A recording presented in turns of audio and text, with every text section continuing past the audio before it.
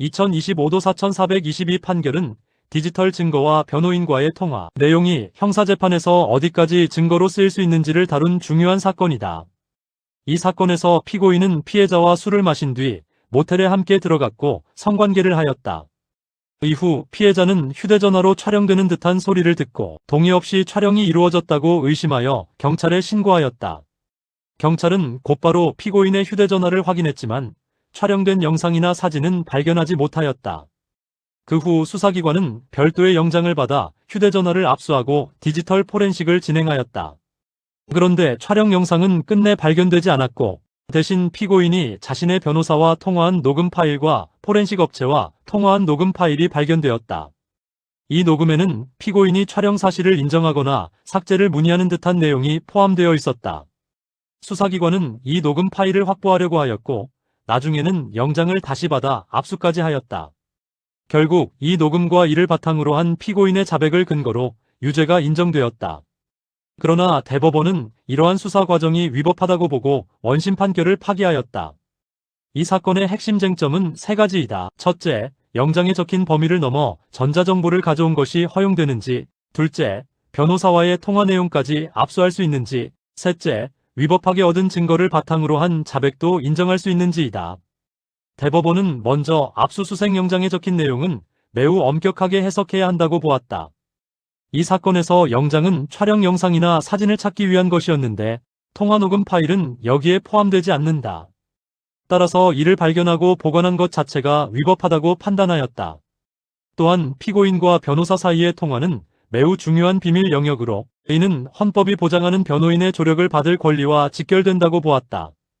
특별한 사정이 없는 한 이런 통화 내용까지 압수하는 것은 허용될 수 없다고 판단하였다.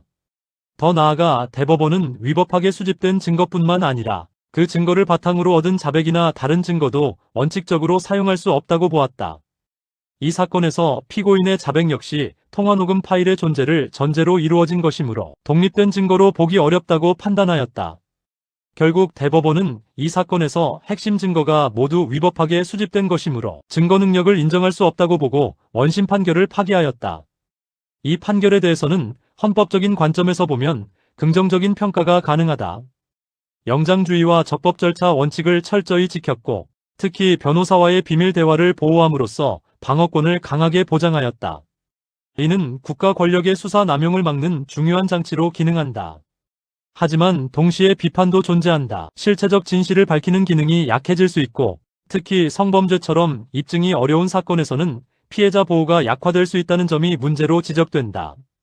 형사법적으로 보면 위법 수집 증거 배제 법칙을 매우 강하게 적용한 판결이다. 자백까지도 배제한 점은 피고인의 권리를 두텁게 보호한 것이지만 한편으로는 수사기관의 작은 절차 위반이 전체 사건을 무너뜨릴 수 있다는 점에서 과도하다는 평가도 가능하다. 법의학적인 측면에서도 중요한 시사점을 준다. 이 사건에서는 촬영 영상이라는 핵심 증거가 확보되지 않았고 휴대전화 교체와 시간 경과로 인해 디지털 증거 확보가 어려웠다. 결국 수사는 간접적인 디지털 흔적에 의존하게 되었고 그 과정에서 절차 위반이 발생하였다. 이는 디지털 포렌식에서 신속한 증거 확보와 적법한 절차 준수가 얼마나 중요한지를 보여준다. 결국 이 사건은 강제추행 및 성폭력 범죄의 처벌 등에 관한 특례법 위반, 즉 카메라를 이용한 불법 촬영 범죄가 문제된 사건이지만 적법하게 수집된 증거가 부족하여 유죄를 유지하기 어렵게 된 사례이다. 이 판결은 절차를 지키지 않은 수사는 설령 사실을 밝혀냈더라도 법정에서는 인정될 수 없다는 점을 분명하게 보여주는 대표적인 사례라고 할 수 있다.